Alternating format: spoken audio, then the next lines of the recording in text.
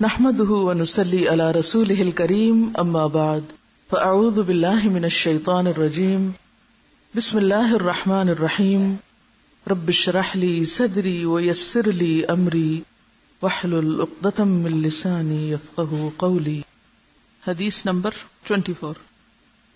وعن ابي ذر قال قال رسول الله صلى الله عليه وسلم تبسمك في وجه اخيك صدقه وَأَمْرُكَ بِالْمَعْرُوفِ صَدَقَةٌ وَنَهْيُكَ عَنِ الْمُنْكَرِ صَدَقَةٌ وَإِرْشَادُكَ الرَّجُلَ فِي أَرْضِ الضَّلَالِ لَكَ صَدَقَةٌ وَنَصْرُكَ الرَّجُلَ الرَّدِيءَ الْبَصَرِ لَكَ صَدَقَةٌ وَإِمَاطَتُكَ الْحَجَرَ وَالشَّوْكَ وَالْعَزْمَ عَنِ الطَّرِيقِ لَكَ صَدَقَةٌ وَإِفْرَاغُكَ مِنْ دَلْبِكَ فِي دَلْبِ أَخِيكَ لَكَ صَدَقَةٌ. رواه الترمذي وقال هذا حديث غريب. وعن ابی ذر، ابو ذر رضی اللہ عنہ سے روایت ہے، قالا کہا، قال رسول اللہ صلی اللہ علیہ وسلم، رسول اللہ صلی اللہ علیہ وسلم نے فرمایا، تبسمک، تمہارا مسکرانا، فی وجہ اخیکا، اپنے بھائی کے چہرے میں، صدقہ، صدقہ ہے، وامرک بالمعروف، اور تمہارا حکم دینا نیکی کا، صدقہ، صدقہ ہے، وَنَهْيُكَ عَنِ الْمُنْكَرِ، اور تمہارا روکنا برائی سے، صدقۃ، صدقہ ہے، وَإِرْشَادُكَ، اور تمہارا رہنمائی کرنا، الرَّجُلَ، کسی شخص کی، فی ارض الضلال، بے نشان زمین میں، لَكَ صدقہ، تمہارے لیے صدقہ ہے، وَنَصْرُكَ، اور تمہارا مدد کرنا، الرَّجُلَ، کسی شخص کی، الرَّدِيءَ الْبَصَرِ، بیکار نگاہ والے کی، یعنی نابینا کی، لکا، تمہارے لیے، صدقہ، صدقہ ہے. الردی، ردی، بیکار، یعنی جو دیکھ نہ سکتا ہو.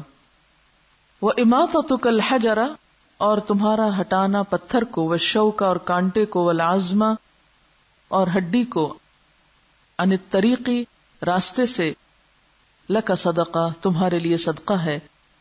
وَإِفْرَاغُكَ، اور ڈالنا، من دلوک، اپنے ڈول سے، فی دلو اخیکا، اپنے بھائی کے ڈول میں، لکا، تمہارے لیے، صدقۃ، صدقہ ہے.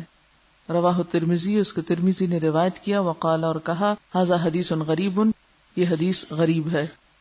حضرت ابو ذر کہتے ہیں کہ رسول اللہ صلی اللہ علیہ وسلم نے فرمایا، اپنے بھائی کے سامنے تیرا مسکرانا بھی صدقہ ہے، اور تیرا نیک بات کہنا صدقہ ہے، تیرا بری بات سے روکنا صدقہ ہے، کسی بے نشان زمین میں راستہ بنا دینا تیرے لیے صدقہ ہے، اور اندھے کو ہاتھ پکڑ کر لے جانا تیرے لیے صدقہ ہے، اور راستے سے پتھر، کانٹا اور ہڈی کا دور کرنا تیرے لیے صدقہ ہے، اور اپنے بھائی کے ڈول میں پانی بھر دینا بھی تیرے لیے صدقہ ہے.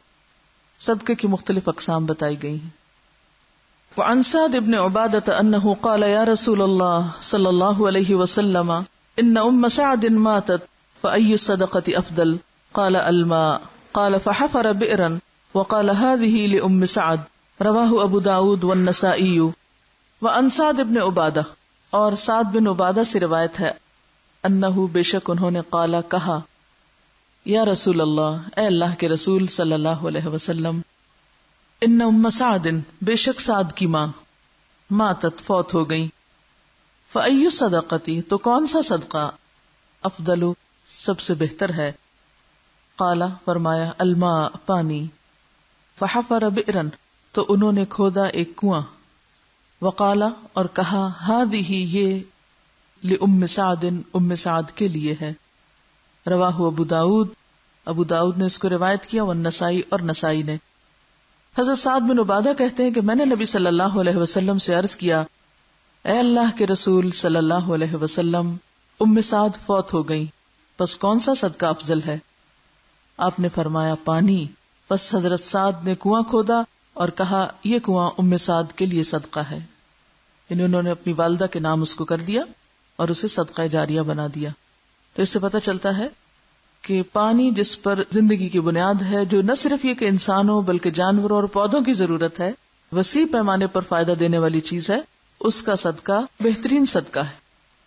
وعن ابی سعید قال قال رسول اللہ صلی اللہ علیہ وسلم ایما مسلم کسا مسلما ثوبا علی عری کساہ اللہ من خضر الجنۃ وَأَيُّمَا مُسْلِمٍ أَطْعَمَ مُسْلِمًا عَلَى جُوعٍ أَطْعَمَهُ اللَّهُ مِنْ ثِمَارِ الْجَنَّةِ وَأَيُّمَا مُسْلِمٍ سَقَى مُسْلِمًا عَلَى ظَمَإٍ سَقَاهُ اللَّهُ مِنَ الرَّحِيقِ الْمَخْتُومِ رواہ ابو داود والترمذی۔ وعن ابی سعید، اور ابو سعید رضی اللہ عنہ سے روایت ہے، قال کہا، قال رسول اللہ، فرمایا رسول اللہ صلی اللہ علیہ وسلم نے، ایما جو بھی مسلمن مسلمان، کسا کپڑا پہنائے مسلمن کسی مسلم کو، ثوبن ایک کپڑا، علی عرین ننگے ہونے پر، یعنی جس کے پاس کپڑا نہ ہو، کساہ اللہ پہنائے گا اس کو اللہ، من خضر الجنہ جنت کے سبز لباس میں سے، وَأَيُّمَا مُسْلِمٍ اور جو مسلمان بھی، اطعم مسلمن کھانا کھلائے کسی مسلمان کو، علی جوع بھوک پر، بھوکا ہونے کی وجہ سے، اطعمہ اللہ کھلائے گا اس کو اللہ، من ثمار الجنہ جنت کے پھلوں میں سے، وَأَيُّمَا مُسْلِمٍ اور جو مسلمان سقا مسلمن پانی پلائے کسی مسلمان کو، علی ظمأ پیاس پر، سقاہ اللہ پلائے گا اس کو اللہ، من الرحیق المختوم رحیق المختوم میں سے، رواہ ابو داود، ابو داود نے اس کو روایت کیا، والترمذی اور ترمذی نے، اور یہ حدیث ضعیف ہے کیونکہ یہ موقوف ہے۔ حضرت ابو سعید رضی اللہ عنہ کہتے ہیں کہ رسول اللہ صلی اللہ علیہ وسلم نے فرمایا، جو مسلمان کسی ننگے مسلمان کو کپڑا پہنائے، اللہ تعالیٰ اس کو بہشت کے سبز حلوں میں سے ایک حلہ پہنائے گا، اور جو مسلمان کسی بھوکے مسلمان کو کھانا کھلائے، اللہ تعالیٰ اس کو بہشت کے پھلوں میں سے کھلائے گا، اور جو مسلمان کسی پیاسے مسلمان کو پانی پلائے، اللہ تعالیٰ اس کو رحیق المختوم یعنی مہر بند شراب میں سے پلائے گا۔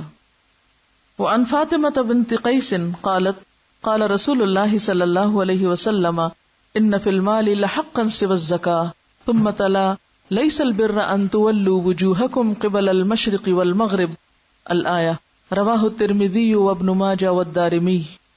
حدیث ضعیف ہے۔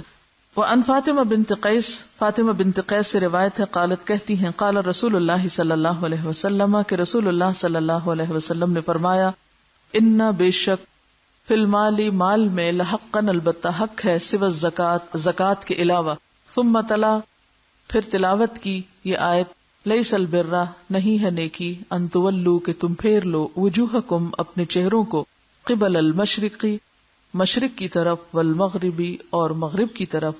آیت کے آخر تک، آیت بر آپ کو معلوم ہے کافی طویل ہے، تو اس کو آخر تک لے جائیے۔ اس کو ترمذی نے روایت کیا اور ابن ماجہ اور دارمی نے، لیکن حدیث ضعیف ہے۔ حضرت فاطمہ بنت قیس کہتی ہیں کہ رسول اللہ صلی اللہ علیہ وسلم نے فرمایا، مال میں زکوٰۃ کے علاوہ بھی حق ہے۔ پھر آپ نے یہ آیت پڑھی، نیکی یہ نہیں کہ تم اپنے منہ مشرق و مغرب کی طرف پھیر لو۔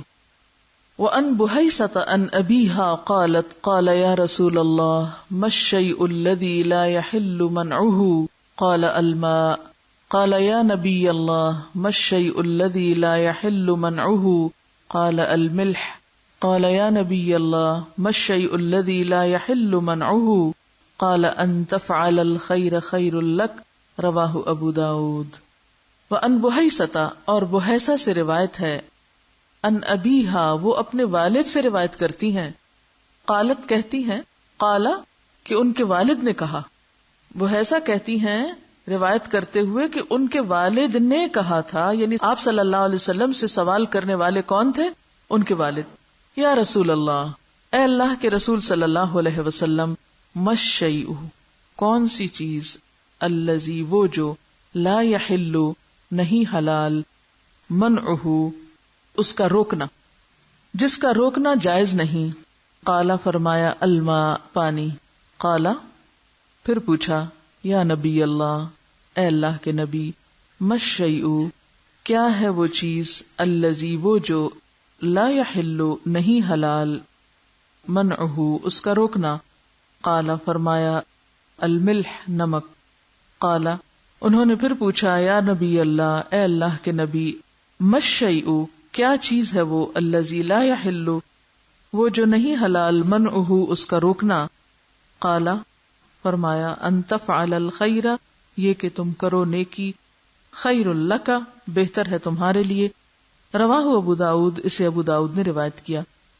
حضرت بحیسہ اپنے والد سے روایت کرتی ہیں کہ ان کے والد نے آپ صلی اللہ علیہ وسلم سے پوچھا کہ اے اللہ کے رسول، صلی اللہ علیہ وسلم وہ کون سی چیز ہے جس سے منع کرنا یعنی جس کو نہ دینا جائز نہیں یا جس کو روکنا جائز نہیں؟ آپ نے فرمایا پانی۔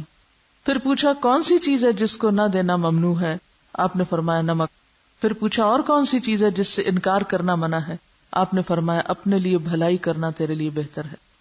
اسے ابو داؤد نے روایت کیا۔ اب آپ دیکھیے کہ آپ صلی اللہ علیہ وسلم کا انداز تعلیم کیا تھا۔ ایک دفعہ سوال کیا گیا کہ کون سی چیز روکنی نہیں چاہیے، کوئی مانگے تو بس دینی ہی چاہیے، بتایا کہ پانی۔ پھر اور کون سی چیز؟ بتایا کہ نمک، یعنی معمولی چیز ہے نا۔ وَيَمْنَعُونَ الْمَاعُونَ جو ہے وہ اہل ایمان کی صفت نہیں ہو سکتی، کیونکہ جو لوگ آخرت پر ایمان رکھتے ہیں أَرَأَيْتَ الَّذِي يُكَذِّبُ بِالدِّينِ فَذَلِكَ الَّذِي يَدُعُّ الْيَتِيمَ وَلَا يَحُضُّ عَلَى طَعَامِ الْمِسْكِينِ فَوَيْلٌ لِّلْمُصَلِّينَ الَّذِينَ هُمْ عَنْ صَلَاتِهِمْ سَاهُونَ الَّذِينَ هُمْ يُرَاءُونَ وَيَمْنَعُونَ الْمَاعُونَ۔ ایکچولی یہ صورت اتنی اہم ہے لیکن ہم نے چونکہ بچپن سے اس کو رٹا لگایا ہوا ہے اس لیے اس پر ٹھہرتے ہی نہیں، سوچتے ہی نہیں۔ یہاں ان کاموں کا کرنے والا کون سے کام؟ دکھاوا اور چھوٹی چھوٹی چیزوں کو روک لینے والا اللہ کی نگاہ میں اس قدر ناپسندیدہ ہے کہ خواہ وہ نماز بھی پڑھتا ہو تو بھی وہ حقیقی معنوں میں آخرت پر ایمان نہیں رکھتا۔ ایسا شخص اتنا بد اخلاق ہے کہ یتیم کو دھکے دیتا ہے اور مسکین کو کھانا کھلانے کی طرف کسی کو توجہ نہیں دلاتا۔ لیکن آج بہت سے نمازیوں کا یہی حال ہے، ایک طرف نماز بھی پڑھتے ہیں اور دوسری طرف یہ سب کام بھی کر رہے ہوتے ہیں جن سے منع کیا گیا۔ وجہ کیا ہے؟ نماز کی روح نہیں پائی۔ جرم کیا ہے؟ الذین هم عن صلاتهم ساہون، یہی سہو ہے، یہی بھول ہے، یہی مدہوشی کہ نماز پڑھ کے بھی نہ پڑھنے جیسے ہوتے ہیں بلکہ ان سے بھی بدترین اور انتہائی بد اخلاق اور غلط کام کرنے والے لوگ۔ اور اس میں پھر وہی بات ہے نا، اصل چیز تو شح ہے، شح ہوتی ہے تو پھر انسان دوسرے کا حق نہیں پہچانتا اور چھوٹی چھوٹی چیزوں میں بھی بخل کرتا ہے اور دوسرے کو دینا نہیں چاہتا۔ اور پھر آپ دیکھیے کہ تیسری دفعہ جب سوال کیا تو آپ نے یہ بتانے کے بجائے کہ اچھا یہ اور ایک لسٹ پکڑانے کے بجائے کہ یہ چیزیں نہیں روکی جا سکتی، کس طرف ذہن پھیر دیا؟ اچھے کاموں کا سوچا کرو، خواہ وہ اپنے لیے کیوں نہ ہو، وہ زیادہ اچھا ہے۔ یعنی یہ بھی صدقے کی ایک قسم ہے، اپنے کام کرنا بھی صدقے کی ایک قسم ہے۔ کیا مطلب اپنے کاموں کا؟ اپنے آپ کو صاف ستھرا رکھنا، یہی تو ہے اپنا خیال رکھیے۔ ان تفعل الخیر خیر لک، جتنی بھی آپ نیکی کریں گے وہ کیا ہے؟ آپ کے اپنے ہی لیے فائدہ مند ہے۔ من تزکا فانما یتزکا لنفسہ، جس نے پاکیزگی اختیار کی، تزکیہ کیا، اس نے کس کے لیے کیا؟ اپنے لیے کیا۔ اس کا فائدہ کسی اور کو نہیں، خود اسی کو ہوگا جو کرنے والا ہوگا۔ یہ بتا رہی ہیں کہ ان کی والدہ کو کسی نے یہ نصیحت کی تھی کہ 3 چیزیں کسی کو کبھی نہ دینا ورنہ رزق کم ہو جائے گا۔ ان میں سے ایک نمک، دوسرے جھاڑو، تیسرے چھلنی، آٹا چھاننے والی۔ یہ سب باتیں بدشگونی سے تعلق رکھتی ہیں اور بدشگونی شرک ہے۔ یعنی کسی کو آپ اگر چھلنی دے دیں گے تو آپ کا بھی سب کچھ چھن جائے گا، یا آپ جھاڑو دے دیں گے تو آپ کے بھی رزق پہ جھاڑو پھر جائے گا۔ یہ سب جہالت کی باتیں، ایسی جہالت کو ختم کرنا بہت ضروری ہے اور یہ ختم ہو نہیں سکتی جب تک کہ صحیح علم نہ ہو۔ اب آپ دیکھیے کہ کسی نے ایک بات بتا دی، دوسرا شخص اس پہ پکا ہو گیا، اب اس کو ہٹانے کا کیا طریقہ ہے؟ عام طور پر ہم صرف ایک حدیث سکھا کے سب کچھ سکھانا چاہتے ہیں، صرف ایک سے بات نہیں بنے گی، آپ روٹین میں لے آئیے، کرتے جائیے۔ وَعَنْ جَابِرٍ قَالَ قَالَ رسول اللہ صلی اللہ علیہ وسلم من احیا ارضا میتۃ فلہ فیہا اجر وما اکلت العافیۃ منہ فہو لہ صدقہ، رواہ النسائی۔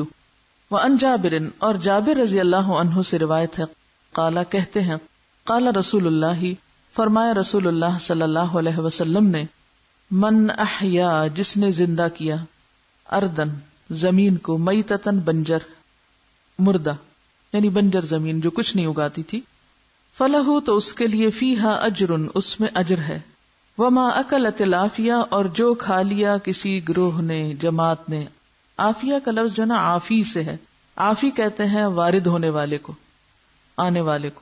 ہر طالب رزق، طالب خیر عافی کہلاتا ہے، خواہ وہ انسان ہو یا جانور ہو یا پرندہ ہو، سب کون ہے؟ عافی، طالب رزق یا طالب خیر۔ تو جو بھی طالب رزق اس میں سے کھا لے، فہو لہ صدقہ، تو وہ لگانے والے کے لیے صدقہ ہو جاتا ہے۔ رواہ النسائی، اسے نسائی نے روایت کیا ہے، والدارمی، اور دارمی نے۔ حضرت جابر رضی اللہ عنہ کہتے ہیں کہ رسول اللہ صلی اللہ علیہ وسلم نے فرمایا کہ جس نے خشک اور بنجر زمین کو آباد کیا تو اس میں بھی اس کے لیے ثواب ہے، اور جو چیز کھیت میں سے جانور یا آدمی کھا جائیں تو وہ بھی اس کے لیے صدقہ ہے۔ اچھا جناب مجھے یہ بتائیے کہ اس حدیث پہ کیسے عمل ہو سکتا ہے، بے آباد زمینیں آباد کرنے کا؟ کیسے کر سکتے ہیں آپ کیا کر سکتے ہیں؟ عملی کام بتائیے جو آپ کے بس میں ہو اور جو آپ کر سکتے ہو اور انشاءاللہ آپ کریں گے۔ بنجر زمین ہے نا، سب سے پہلے تو بنجر زمین کی بات کرتے ہیں، پھر سیکنڈری معنی لیتے ہیں۔ ہمیشہ کسی بھی حدیث یا آیت کو سمجھنے کا طریقہ کیا ہوتا ہے؟ پہلے اس کو اس کے اصل کانٹیکسٹ میں ہی دیکھیں جہاں وہ استعمال ہوئی، پھر اس کے بعد اس کی روح دیکھیں کہ اس سے اور کیا باتیں نکلتی ہیں، اس سے اور کیا کیا مسائل سلجھائے جا سکتے ہیں۔ لیکن ابتدا میں جو اصل بات وہاں جس کانٹیکسٹ میں کہی گئی ہے اسی کے ساتھ رہیں، ٹھیک؟ تو اصل بات کیا کہی گئی ہے کہ بے آباد زمین کو کیا کرو، بنجر زمین کو آباد کرو۔ کیسے آباد کاری زمین کی؟ کیسے؟ آپ دیکھیے کہ ہم میں سے بہت سے دیندار لوگوں کے گارڈن انتہائی بنجر اور ویران اور بے آباد ہوتے ہیں۔ کیوں؟ وہ اتنے مصروف ہیں نیکی کے کاموں میں کہ ان کے پاس اب اس نیکی کا نہ وقت ہے نہ کسی اور کو کہیں گے۔ اور اگر ہم کبھی آباد کرتے بھی ہیں تو عموماً کیا کرتے ہیں، پھول وغیرہ لگا کے سمجھتے ہیں کہ ہم نے سب کام کر لیا۔ اللہ کی مخلوق کو رزق نہیں مل رہا اور ہم صرف پھولوں سے اپنا دل بہلا رہے ہیں، یہ بھی زیادتی ہے۔ یعنی اس کا یہ مطلب نہیں پھول نہ لگائے جائیں، پھول بھی لگا لیں، لیکن صرف پھول نہ لگائیں۔ زمین صرف پھول اگانے کے لیے نہیں بنائی گئی، کس لیے بنائی گئی؟ کہ اس سے پیداوار حاصل کی جائے۔ جیسے شجرکاری کا موسم ہوتا ہے یا بہار کا موسم ہوتا ہے تو عموماً سب چیزیں جلدی پیدا ہوتی ہیں، تو خود بھی آپ سب اپنے اپنے گارڈنز کا خیال کریں، جن کو اللہ نے دی ہے نعمت اس کی قدر کریں، اس سے فائدہ اٹھائیں، اس کا حساب ہوگا۔ نمبر 2، جن اور لوگوں کو اس طرف خیال نہیں، توجہ نہیں، ان کو توجہ دلائیں، اپنے گھر سے کچھ پودے بطور تحفہ لوگوں کو دیں۔ ہم ہمیشہ آرٹیفیشل پھول لوگوں کو دینا چاہتے، کیوں نہیں ایسی کام کی اور فائدے کی چیزیں جو واقعی آپ کے لیے صدقہ جاریہ بن جائے اور دوسروں کے لیے بھی بھلائی کا ذریعہ بن جائے۔ آپ دیکھیے کہ بہت سارے لوگ ایسے ہیں کہ جن کو اللہ نے زمینیں دے رکھی ہیں لیکن نہ وہ خود کام کرتے ہیں ان میں، نہ ہی کرواتے ہیں، نتیجتاً زمینیں بنجر پڑی ہیں۔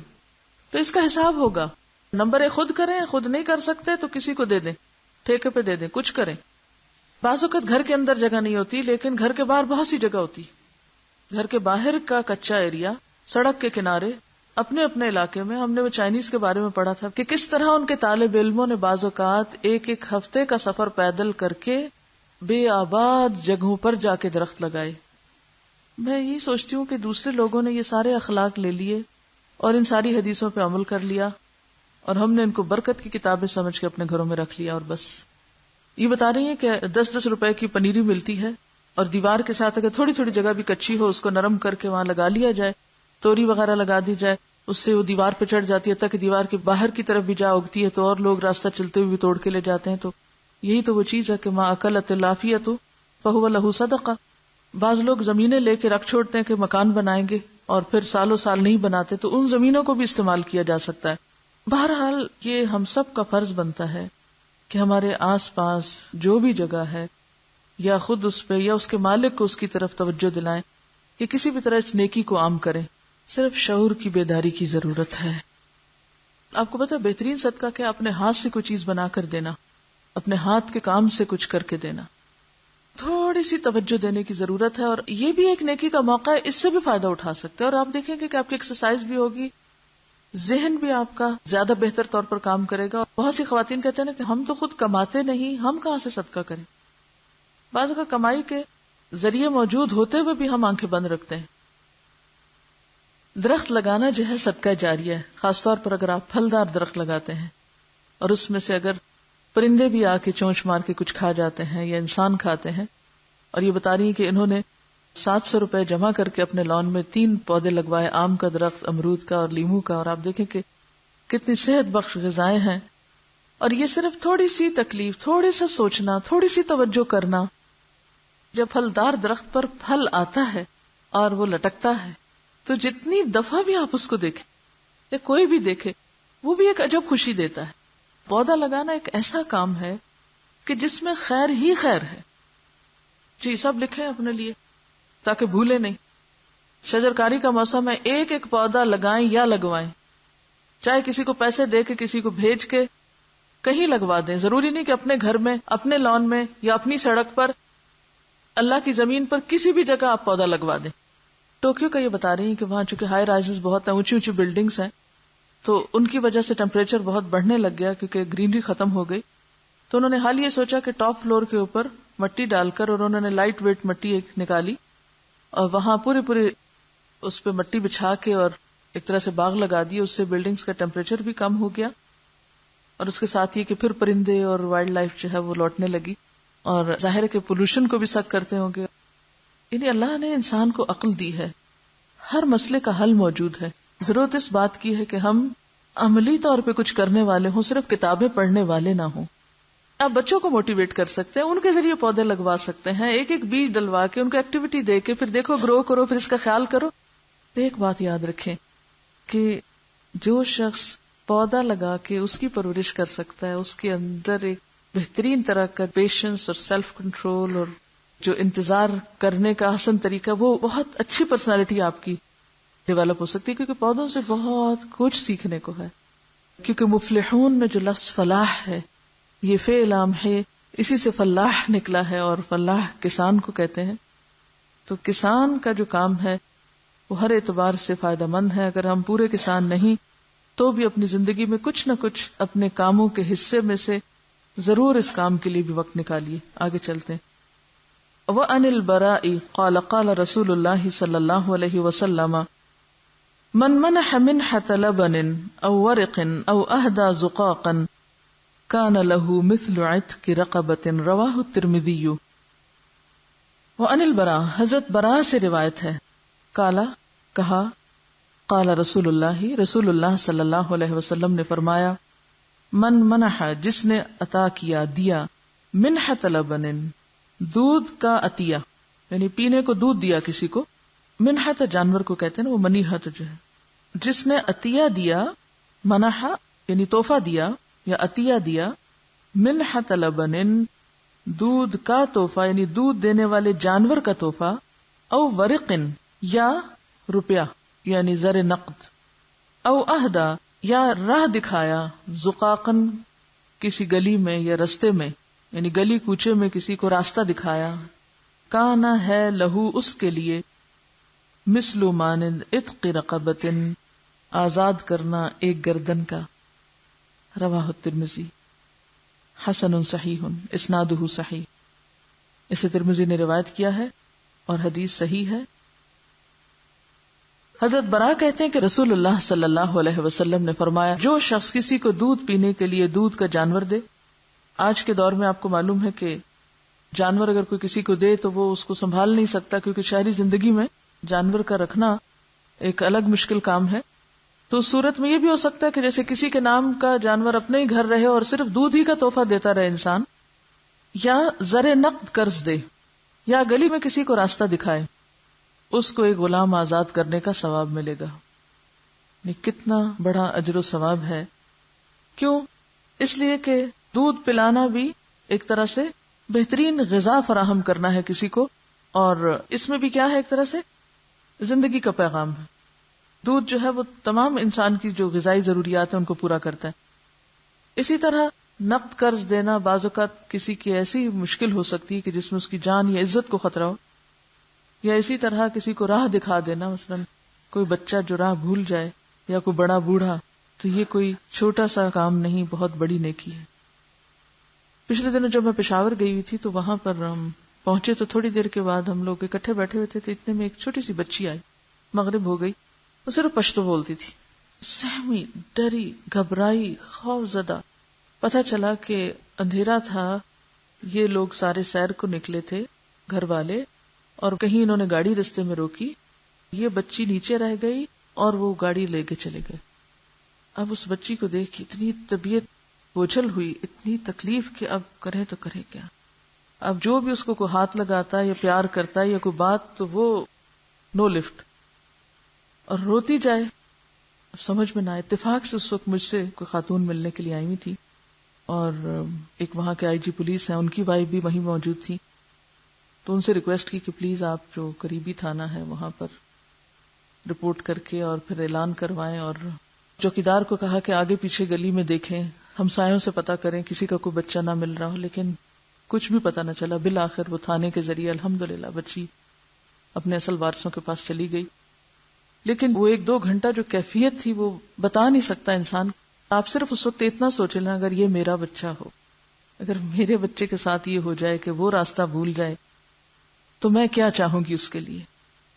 اور وہ یہ کہ وہ سڑک پہ روتی ہوئی جا رہی تھی، جس گھر میں میں ٹھہری تھی ان کو چوکیدار پکڑ کے لے آیا۔ وہ ایک گھر آگے بھی جا سکتی تھی، کوئی اور چوکیدار پکڑ کے لے جاتا۔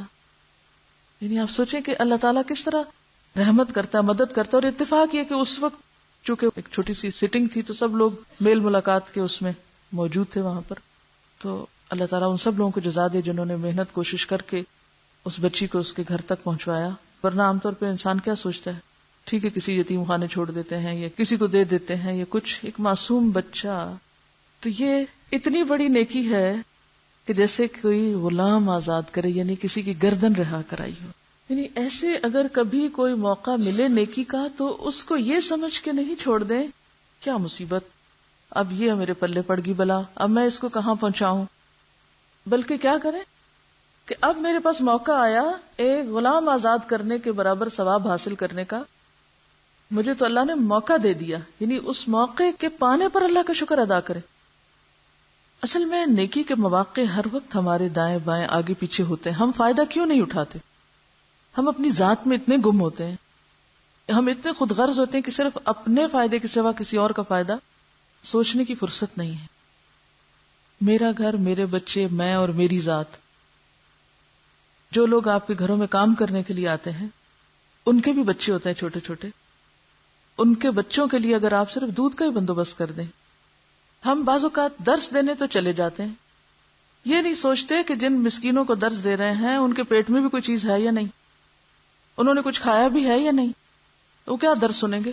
اور پھر ہم یہ کہتے ہوئے نکل آتے ہیں یہ تو سنتے ہی نہیں، ان کو پڑھنے کا کوئی شوق نہیں۔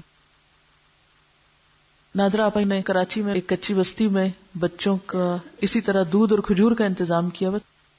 انہوں نے یہ سلسلہ اسی سے شروع کیا کہ جب وہ اسکول سے آتے اور قرآن پڑھنے کا وقت ہوتا تھی، دیکھتے کہ بچوں کی توجہ نہیں ہو پا رہی، تو پتہ یہ چلا کہ بچے بھوکے ہیں، وہ پڑھیں کیا، ان کو سمجھ ہی نہیں کچھ آتا۔ تو پھر دودھ اور کھجور کا اس وقت سے سلسلہ الحمدللہ جاری ہے، اور اس طرح ایک تو بچوں کی ہیلتھ بن رہی ہے اور اس کے ساتھ ساتھ بچے پڑھ بھی رہے ہیں، کیونکہ دماغ کچھ کام کرے گا نا، پیٹ میں ہوگا کچھ۔ یہ جو رستہ دکھانے کی بات ہے، اس میں بھی بعض اوقات لوگ دوسروں کو بیوقوف بناتے ہیں غلط رستہ بتا کے۔ یونیورسٹی میں کسی نے ایڈمیشن لیا، خاص طور پر جیسے فرسٹ ایئر پھول بناتے ہیں، تو کسی کو بیوقوف بنانا اور اس کو مس لیڈ کرنا اور غلط خبر پہنچانا، یہ کسی مومن کا اخلاق نہیں ہو سکتا۔ آگے چلیے۔ وعن ابی جری جابر بن سلیم قال اتیت المدینۃ فرأیت رجلا یصدر الناس عن رأیہ لا يقول شيئا الا صدورا عنه قلت من هذا؟ قالوا هذا رسول الله. قال قلت عليك السلام يا رسول الله مرتين. قال لا تقل عليك السلام، عليك السلام تحية الميت، قل السلام عليك. قلت أنت رسول الله؟ فقال أنا رسول الله الذي إن أصابك در فدعوته كشفه عنك، وإن أصابك عام سنة فدعوته أنبتها لك، وإذا كنت بأرض قفر أو فلاة فدلت راحلتك فدعوته ردها عليك. قلت عهد إلي. قال لا تسبن أحدا. قال فما سببت بعده حرا ولا عبدا ولا بعيرا ولا شاة. قال ولا تحقرن شيئا من المعروف وأن تكلم أخاك وأنت منبسط إليك وجهك إن ذلك من المعروف. وارفع إزارك إلى نصف الساق فإن أبيت فإلى الكعبين وإياك وإسبال الإزار فإنها من المخيلة وإن الله لا يحب المخيلة. وإن امرؤ شتمك وعيرك بما يعلم فيك فلا تعيره بما تعلم فيه فإنما وبال ذلك عليه. رواه أبو داود. وروى الترمذي منه حديث السلام وفي رواية فيكون لك أجر ذلك ووباله عليه. وعن أبي جري، ابو جرئی سے روایت ہے جابر بن سلیم سے، قال کہا اتیت المدینۃ، میں آیا مدینہ میں، فرأیت رجلا، میں نے دیکھا ایک شخص کو، یستر الناس عن رأیہ، کہ لوگ اس کی رائے پہ چلتے ہیں. لا یقول شیئا، نہیں وہ کہتا کوئی بات کوئی چیز، الا صدورا عنہ، مگر یہ کہ اس پر لوگ عمل کرتے ہیں. قلت، میں نے پوچھا، من ھذا، یہ کون ہے جس کی اتنی مانی جاتی ہے، جس کی اتنی سنی جاتی؟ قالوا، کہنے لگے، ھذا رسول اللہ، یہ اللہ کے رسول ہیں. قال، کہا، قلت، میں نے کہا، علیک السلام یا رسول اللہ، آپ پر سلام ہو اللہ کے رسول، مرتین، 2 بار. قال، فرمایا، لا تقل، مت کہو علیک السلام، علیک السلام نہیں کہو، علیک السلام تحیۃ المیت، یہ میت کا سلام ہوتا ہے، یعنی اس طرح میت کو سلام کیا جاتا ہے. قل السلام علیک، کہو السلام علیک. قلت، میں نے کہا، انت رسول اللہ، آپ اللہ کے رسول ہیں. فقال، تو فرمایا، انا رسول اللہ، میں اللہ کا رسول ہوں. الذی، وہ ذات، ان اصابک در، اگر پہنچے تجھ کو کوئی تکلیف، فدعوتہ، پھر تم اس سے دعا کرو، کشفہ عنک، تو وہ اس کو تجھ سے دور کر دے گا. وَإِنْ أَصَابَكَ عَامُ سَنَةٍ، اور اگر پہنچے تجھ کو خشک سالی، فَدَعَوْتَهُ، پھر تم نے دعا کی اس سے، أَنبَتَهَا لَكَ، تو وہ تیرے لیے اگا دے گا، یعنی زمین سے کچھ. وَإِنْ كُنْتَ بِأَرْضٍ قَفْرٍ، اور اگر ہو تم کسی بنجر زمین پر، او فلاطن، یا جنگل میں، فَدَلَّتْ رَاحِلَتُكَ، تو گم ہو جائے تمہاری سواری. اردن قفر، قفر کہتے ہیں درخت سے خالی، یعنی بنجر. فدعوتہ، پھر تم نے اس سے دعا کی، ردہا علیکا، تو وہ تجھ پر لوٹا دے گا. قلت، میں نے کہا، یعنی جابر کہتے ہیں کہ میں نے کہا، احد الی، مجھے کوئی نصیحت کیجیے. قال، فرمایا، لا تسبن احدا، کسی کو کبھی گالی نہ دینا. قال، تو وہ کہتے ہیں، فما سببت بعدہ، تو نہیں میں نے گالی دی اس کے بعد، حرن ولا عبدن، نہ کسی آزاد کو نہ غلام کو، ولا بعیرن، اور نہ کسی اونٹ کو، ولا شاتن، اور نہ کسی بکری کو. قال، فرمایا، ولا تحقرن، اور نہ تم حقیر سمجھو، شیئن، کسی چیز کو، من المعروف، نیکی میں سے. وان تکلم، اور اگرچہ تم کلام کرو، اخاک، اپنے بھائی سے، وانت، اور تم، منبسط الیہ وجہک، اپنے چہرے کو اس کی طرف شگفتہ بنا کر، یعنی کھلا کر کے. انبساط ہوتا ہے یعنی خوشی کے ساتھ دیکھنا.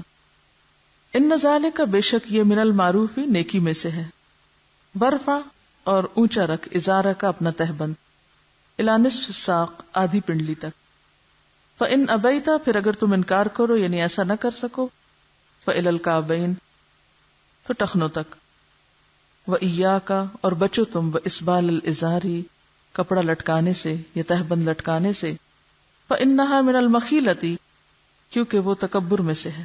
وإن اللہ، اور بے شک اللہ تعالی، لا يحب المخیلۃ، نہیں پسند کرتا تکبر کو. وإن امرؤ، اور اگر کوئی شخص، شتمک، تم کو گالی دے، وعیرک، اور تم کو شرمندہ کرے یا عیب دلائے، بما یعلم فیک، ساتھ اس کے جو وہ تجھ میں جانتا ہے، فلا تعیرہ، تو نہ تم اس کو عیب جتاؤ، نہ تم اس کو شرمندہ کرو.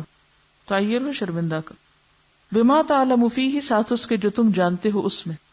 فإنما، تو بے شک، وبال ذالک، اس کا وبال، علیہ، اسی پر ہوگا، یعنی اس کے گناہ کا. رواہ ابو داؤد، ابو داؤد نے اس کو روایت کیا. وروى الترمذی، اور ترمذی نے، منہ، اس میں سے، حدیث السلام، سلام کی حدیث. وفی روایت، اور ایک روایت میں ہے، فیکون لک اجر ذالک، پس ہوگا تمہارے لیے اس کا اجر، ووبالہ علیہ، اور اس کا وبال اسی پر ہوگا. حضرت ابی جریح جابر بن سلیم کہتے ہیں کہ جب میں مدینہ آیا تو میں نے دیکھا ایک شخص کو کہ لوگ اس کی رائے پہ چلتے ہیں، جو کچھ وہ کہتا ہے لوگ اس پہ عمل کرتے ہیں. میں نے پوچھا، یہ کون شخص ہے؟ لوگوں نے کہا، یہ خدا کے رسول ہیں، ان پر خدا کی رحمت اور سلام. میں آپ کے پاس گیا اور کہا، علیک السلام یا رسول اللہ. میں نے 2 مرتبہ یہ الفاظ کہے. آپ نے فرمایا، علیک السلام نہ کہو، کیونکہ علیک السلام کہنا میت کی دعا ہے، بلکہ السلام علیکہ کہو. میں نے کہا، تم خدا کے رسول ہو؟ آپ نے فرمایا، ہاں، میں اس خدا کا رسول ہوں کہ جب تجھ کو کوئی ضرر پہنچے تو اس کو پکارے تو وہ تیری تکلیف دور کر دے، اور تو قحط سالی میں مبتلا ہو کر اس کو پکارے تو وہ زمین پر پیدا کر دے، یعنی زمین کی پیداوار اگا دے. اور جب تو کسی ایسی زمین میں ہو جو پانی اور درخت سے خالی ہو، یا کسی ایسے جنگل میں ہو جو آبادی سے دور ہو، اور تیری سواری گم ہو جائے اور تو اس سے دعا کرے تو وہ تیرے لیے سواری کو واپس بھیج دے. جابر کا بیان ہے, یہ سن کر میں نے عرض کیا مجھ کو نصیحت فرمائیے. آپ نے فرمایا تو کسی کو برا نہ کہے. جابر کہتے ہیں اس کے بعد میں نے کبھی کسی کو برا نہیں کہا, نہ آزاد کو, نہ غلام کو, نہ اونٹ کو, نہ بکری کو. پھر آپ نے فرمایا نیکی کی کسی بات کو حقیر مت سمجھ, اور جب تو اپنے بھائی سے بات کرے تو اپنے چہرے کو شگفتہ بنا کر بات کر, یہ بھی نیکی میں سے ہے. اور اپنے تہبند کو نصف پنڈلی تک اونچا رکھ, اور اتنا تجھے پسند نہ ہو تو ٹخنوں تک, اور ازار کو نیچے لٹکانے سے خود کو بچاؤ, اس لیے کہ تکبر کی علامت ہے, اور اللہ تعالیٰ تکبر کو پسند نہیں کرتا. اور جو شخص تجھ کو گالی دے اور شرمندہ کرے تیرے اس عیب کی بنا پر جو اس کو معلوم ہے, مگر تو اس کو شرمندہ نہ کر اس کے اس عیب کی بنا پر جو تجھے معلوم ہے, اس لیے کہ اس کا گناہ اسی پر ہوگا. اور ایک روایت میں ہے کہ تیرے لیے اس کا ثواب ہوگا اور اس پر اس کا وبال ہوگا. اسے ایک حدیث میں بہت سی باتیں بتائی گئی ہیں. نمبر 1 تو یہ پتہ چلتا ہے کہ نبی صلی اللہ علیہ وسلم سے لوگ اتنی محبت کرتے تھے, یا آپ کا ایسا روب ہوتا تھا کہ جس کی وجہ سے لوگ آپ کی بات ٹال نہیں سکتے تھے یا ٹالتے نہیں تھے, فوراً اس پر عمل کرتے تھے, اور یہ جانتے ہوئے بھی کہ آپ اللہ کے رسول ہیں. لیکن یاد رکھیے کہ آپ نے کسی سے اپنی زبردستی اطاعت نہیں کروائی, جبرن نہیں خود کو منوایا. بہت سے لوگ سمجھتے ہیں کہ سختی کر کے, ڈانٹ ڈپٹ کر کے ہم لوگوں کو اپنے حکم کا پابند بنوا لیں تو اس میں ہمارے لیے بہت خیر ہے. تو اس میں خیر نہیں. کیا کرنے کی ضرورت ہے؟ اپنے رویے کو تبدیل کرنے کی. آپ نے دیکھا ہوگا کہ لوگ مختلف استادوں کے ساتھ مختلف طرح کا معاملہ کرتے ہیں. ایسا ہوتا ہے, کیا وجہ ہوتی؟ خود استاد کا رویہ فرق ہوتا ہے. کل کسی نے مجھے خط لکھا کہ لوگ آپ کی کلاس میں تو بہت سنجیدہ ہو کے بیٹھتے ہیں جبکہ باقی کلاسز میں ایسا نہیں, اور آخر میں نتیجہ ہی نکالا ہوتا کہ وہ آپ کی شخصیت پرستی کرتے ہیں. کسی استاد کا ادب کرنا شخصیت پرستی نہیں ہوا کرتا. اس بات کو بھی واضح کر دوں کہ استاد میں بھی فرق ہوتا ہے. میں یہ نہیں کہتی کہ آپ میرا تو ادب کریں اور آپ کسی اور کا نہ کریں, سبھی کا کرنا چاہیے, اور یہ ہر انسان کے اپنے اوپر ہے. استاد جیسا بھی ہو, اگر آپ ادب کرتے ہیں یا احترام کرتے ہیں تو وہ کس کے پارٹ پہ اچھا ہے؟ وَأَن تَفْعَلَ الْخَيْرَ خَيْرٌ لَكَ. اگر تم اچھا کرو گے تو وہ کس کے لیے اچھا ہے؟ استاد کے لیے اچھا ہے یا آپ کے لیے اچھا ہے؟ آپ کے لیے اچھا ہے نا. لیکن اس کے باوجود جو لوگ اس معاملے میں ڈھیلے ہوتے ہیں, کیونکہ بعض لاتوں کے بھوت باتوں سے نہیں مانتے, تو کچھ مواقع پر استاد کو بھی اسٹرکٹ ہونا پڑتا ہے, کیونکہ یہ استاد کے فرائض میں سے ہے کہ وہ شاگردوں کے اندر ادب اور ڈسپلن پیدا کرے, چاہے اپنے جسٹس سے یا تعلیم سے یا کسی بھی طریقے سے. اور استاد کا ایسا کرنا شخصیت پرستی کروانا نہیں ہوتا. یہ غلط فہمی ہے آپ کی. بات یہ ہے کہ اگر ہم اپنے بزرگوں کو دیکھتے ہیں, ائمہ کرام کو دیکھتے ہیں, تو ان کے اپنے استادوں کے ساتھ کیا رویے تھے, حالانکہ وہ خود امام وقت تھے. ابن وہب کہتے ہیں مجھے امام مالک کے ادب سے جو کچھ ملا, علم سے وہ کچھ نہیں ملا. یعنی بہت سے لوگوں سے میں نے علم سیکھا ہے. علم تو آپ کہیں سے بھی لے سکتے ہیں, بڑے بڑے اسکالرز موجود ہیں, لیکن سب آپ کو ادب نہیں سکھائیں, کیونکہ پھر سکھانے والوں کی بھی پرائرٹیز فرق ہوتی ہیں. امام احمد بن حنبل ادب کی وجہ سے اپنے استاد کا نام نہیں لیتے تھے. امام بخاری سے کسی نے پوچھا آپ کے دل میں کوئی خواہش ہے, تو فرمایا میری خواہش ہے کہ میرے استاد علی ابن المدینی زندہ ہوتے تو میں جا کر ان کی صحبت اختیار کرتا. اب کیا امام بخاری جو تھے وہ علی ابن المدینی کے شخصیت پرست تھے؟ کیوں ان کی خواہش تھی کہ وہ اپنے استاد کی صحبت میں جا کے رہتے؟ سیکھنے کے لیے کہ انہیں جو کچھ ان سے ملا وہ دوسروں سے اس طرح نہیں ملا. حالانکہ ہر ایک سے انسان کچھ نہ کچھ سیکھتا ہے, لیکن لینے والے کا بھی مزاج فرق ہوتا ہے, دینے والوں کا بھی فرق ہوتا ہے, ہر ایک کی ضرورت فرق ہوتی. امام ربیع کہتے ہیں کہ مجھے اپنے استاد امام شافعی کے سامنے کبھی پانی پینے کی جرت نہیں ہوئی. امام شافعی فرماتے ہیں کہ میں امام مالک کے سامنے ورق بھی آہستہ پلٹتا کہ آواز استاد تک نہ جائے. امام یوسف فرماتے ہیں کہ انسان پر اپنے استاد کی خدمت واجب ہے, اس کی شکر گزاری ضروری ہے. اگر وہ کوئی ایسی بات بتائے جو تمہیں پہلے سے معلوم ہو تو یہ نہ ظاہر کرو کہ یہ تو مجھے پہلے ہی پتا ہے. یہ بھی بے ادبی کا ایک طریقہ ہے کہ انسان کبھی کسی سے کچھ سیکھ رہا ہو اور وہ جانتا ہو اس کو پہلے سے, تو انسان کہے کہ ہاں یہ تو پہلے ہی پتا تھا. یہ بھی بد اخلاقی. وآخر دعوانا ان الحمد للہ رب العالمین. سبحانک اللہم وبحمدک نشہد ان لا الہ الا انت نستغفرک ونتوب الیک.